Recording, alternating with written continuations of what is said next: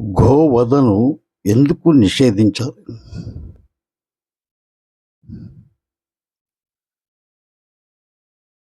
జంతు బలులు, మాంసాహారం నిరసించింది ఒక బౌద్ధ మతం తప్ప వేదం కాదు.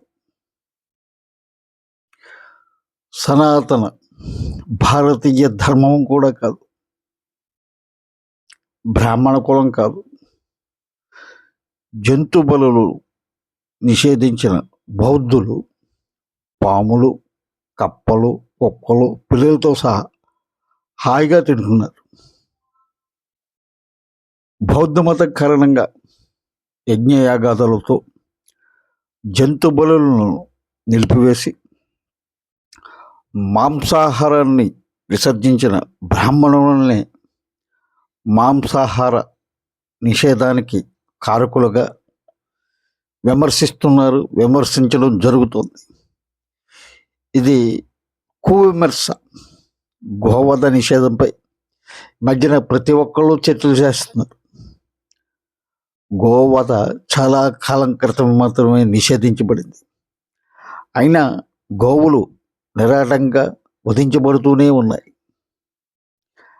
అన్ని రాజకీయ పార్టీలు కూడా చూసి చూడనట్లు ఉదాసీన వైఖరిగా వ్యవహరిస్తున్నాయి. గోవధ అన్నది, నిషేధం అన్నది రాజకీయంగా అవసరమైనప్పుడల్లా ఒకసారి అలా లేవనెత్తుతూనే ఉంటారు.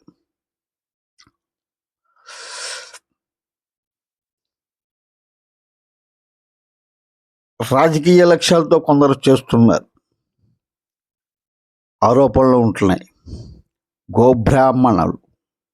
బ్రాహ్మణులు ఆశీర్వాద భాగంగా న్యాయేన మార్గేణ మహీమహీషాం గోబ్రాహ్మణేభ్య శుభమస్తు నిత్యం అని దీవించేవారు.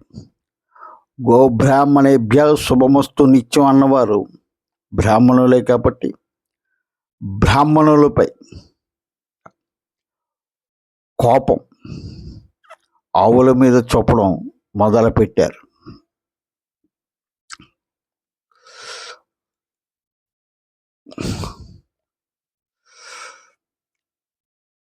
వీరి ప్రజ్ఞ కానీ ప్రజల మీద ప్రేమ కానీ ఉన్నవారు కాదు. ఏదో ఒక పేరుతో మేధావిగా చలామణి అవ్వాలన్న కోరికతోని రాజకీయ లబ్ధి కోసము హిందూ మతాన్ని దెబ్బతీయడానికి అన్య మతాల నుంచి సుపారీ పుచ్చుకోవడం ఇలా చేస్తూ ఉంటారు. గోవధ నిషేధాన్ని కొందరు సనాతన ధర్మ వ్యతిరేక వాదానికి దన్నుగా వాడుకుంటున్నారు. కొందరు కులాల మధ్య చిచ్చు పెట్టడానికి ఉపయోగించుకుంటున్నారు.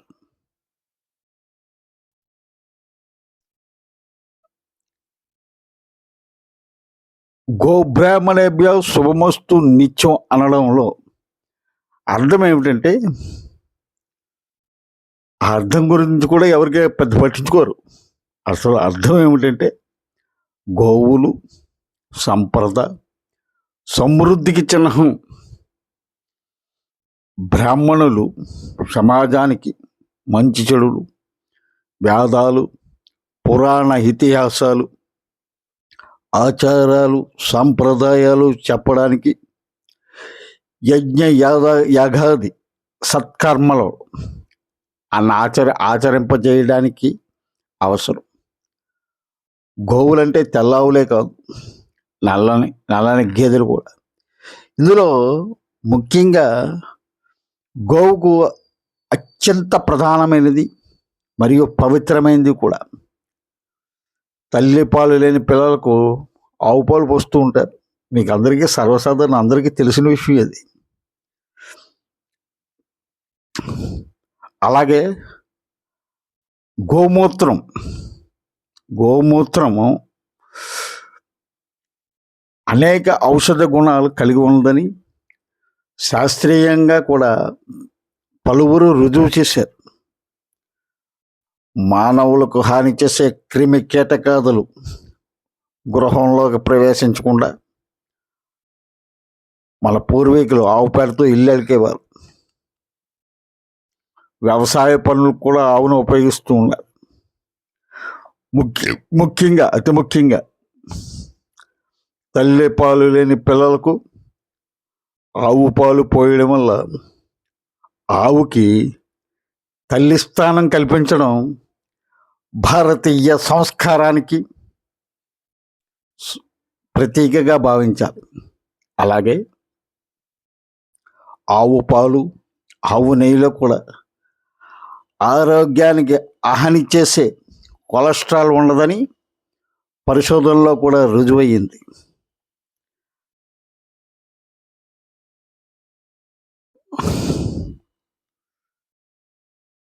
ఇన్ని ప్రత్యేకతలు ఉన్న గోవును రక్షించుకోవడం మనల్ని మనం రక్షించుకోవడమే.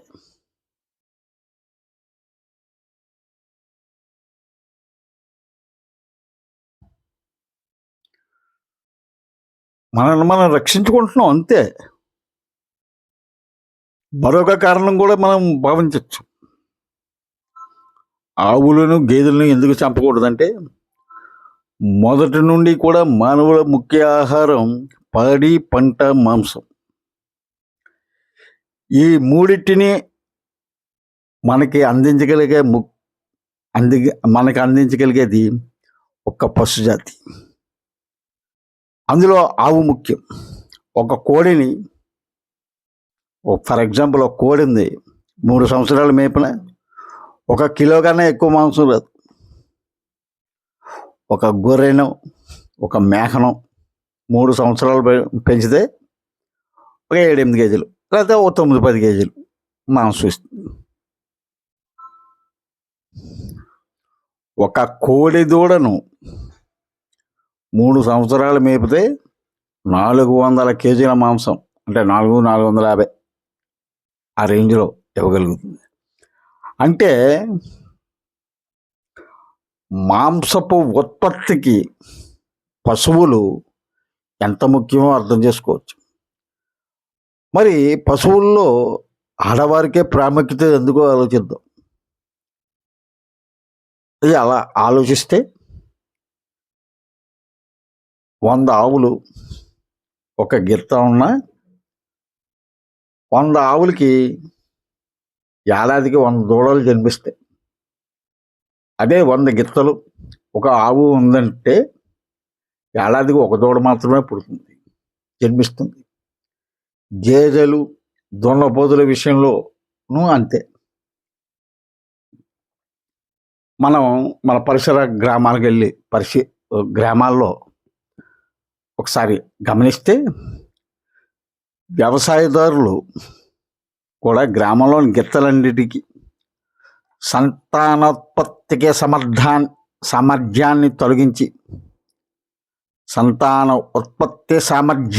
తొలగించి ఎద్దులుగా మారుస్తారు. గ్రామంలోని ఆవుల కోసం ఆంబోతులు మాత్రమే వదులుతారు. ఒంగోలు జాతి గిత్త ఒకదాన్ని తెచ్చి ఆ గ్రామంలో ఆంబోతుగా వదులుతారు. తద్వారా ఆ గ్రామంలోని ఆవులన్నీ అట్టి ఆంబోతు ద్వారా మంచి జాతి దూడలను కనగలుగుతాయి. ఆహార నియమాలకి, కులాలకి సంబంధం లేదు. ఈ కులం వారు శాకాహారమే తినాలి, ఈ కులం వారు మాంసాహారమే తినాలి అన్న నిబంధన లేదు. కులం అంటే అనేకమైన జాతుల మిశ్రమం అనుకున్నాం. మారుతున్న పరిస్థితులలో మతాలు కూడా అనేక కులాలు మరియు జాతుల మిశ్రమంగా రూపొందించుకుంటున్నాయి. మనం చూస్తున్నాం, హిందూ మతంలో వారు క్రిస్టియన్ మతంలోను, ఇస్లాం మతంలో కూడా అనేక కులాల వారు ఉన్నారు. ఏ మతంలోకి మారినా తమ కులాన్ని మాత్రం వదులుకోవడానికి సిద్ధంగా లేరు. బ్రాహ్మణులు కూడా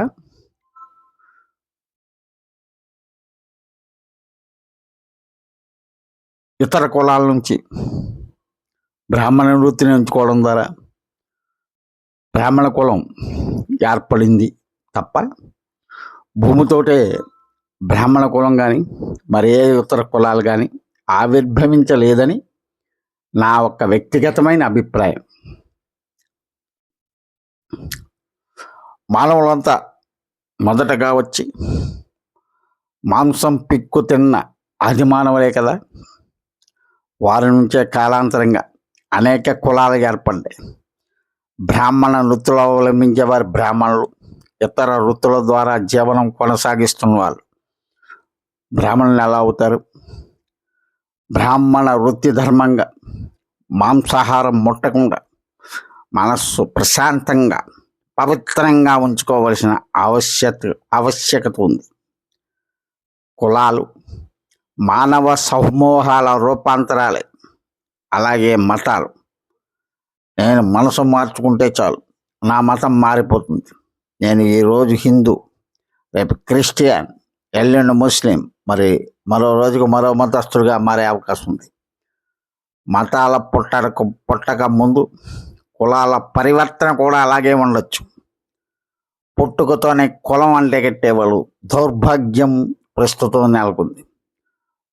పుట్టుకతోనే కులం అంటగట్టే దౌర్భాగ్య పరిస్థితి ప్రస్తుతం నెలకొని ఉంది. మాంసాహారం విషయంలో భారతంలో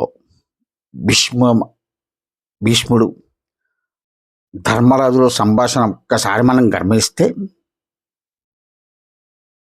సర్వదేవతలు, బ్రాహ్మణులు, మునులు కూడా అహింస గొప్పదని చెబుతున్నారు కదా. అట్టి అహింస గురించి నాకు తెలియజేయవలసిందని ధర్మరాజు భీష్మ పితామహుడిని అడిగాడు. అందుకు భీష్ముడు ఆయన ఇలా చెప్పాడు. మాంసాహారంపు కోరికలలోను, జంతువును చంపవలెనని కోరికలోను, చంపుటలోను, తినుటలోను 4 రకాల హింసా ప్రవృత్తి ఉండి ఉంది. కావున మాంసాహార భక్షణ విడుచుట అహింసమని, హింస వర్తింపజేయును గాన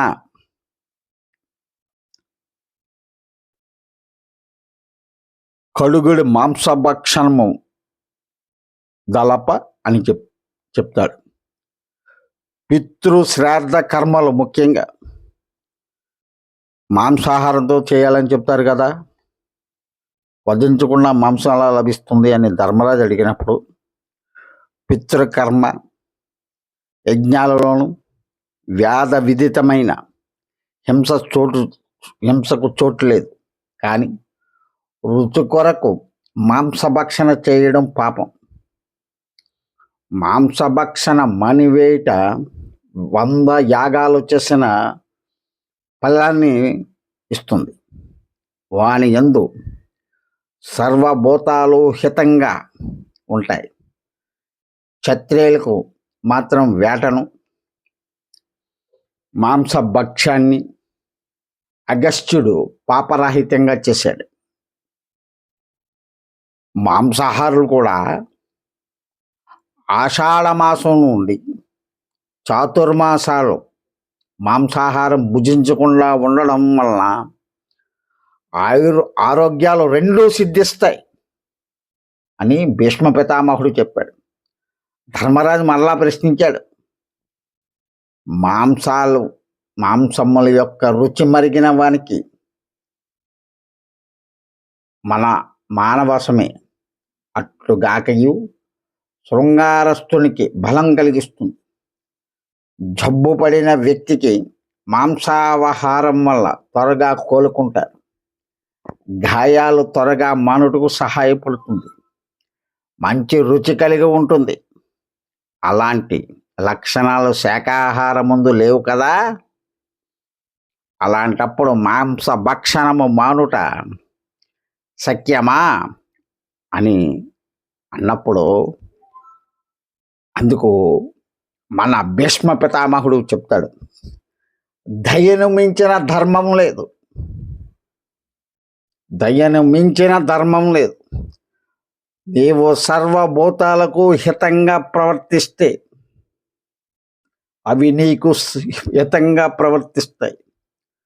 వేరే ప్రాణులతో మాంసంతో స్వయం మాంసాన్ని అభివృద్ధి చేసుకోవడం కంటే కీడు మరొకటి లేదు. మాంస భక్షణం మానివేసి దేవతలు రాక్షసులపై విజయం సాధించారు. మనకు ప్రాణభయం ఎంతగా ఉంటుందో ప్రతి పానికి అంతే కదా. అందువల్ల అహింస పాటించిన వారికి స్వర్గలోక నివాసము తథ్యము. అహింస పాటించిన వారికి స్వర్గలోక నివాసము తథ్యము. భూతములకు అలుగునతనికి భూతములు లకములు అలుగు. భూత హితార్థమై భూతములకు అభయమిచ్చిన పుణ్యాత్మ అభయమిచ్చు భూతములన్నీ అని చెబుతారు. శాస్త్రములు ఇలాగా ఉండగా ప్రజాస్వామ్యంలో ఎవరిష్టం వారిది. ఆహార నియమాలు వ్యక్తిగత, కుల మతాలతో సంబంధం లేదని భావించాలి. అంటే లోకహితం కోరేవాడు బ్రాహ్మణుడు. అటువంటి వారికి ఈ రోజున సముచితమైన గౌరవం లభించటం లేదని చెప్పుట నాకు బాధగా ఉంది. ఎందువలనంటే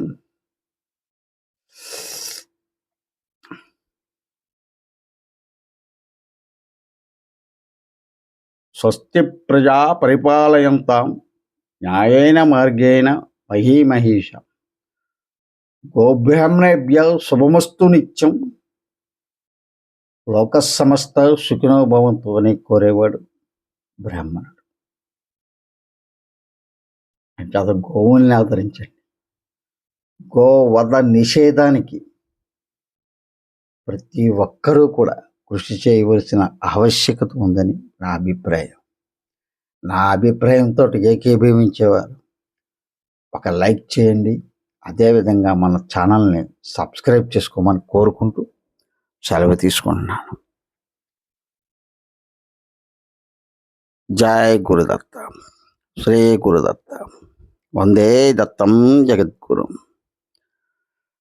అరుణాచల శివ, అరుణాచల శివ, అరుణాచల శివ, అరుణాచల, అరుణాచల శివ, అరుణాచల శివ, అరుణాచల శివ, అరుణాచల.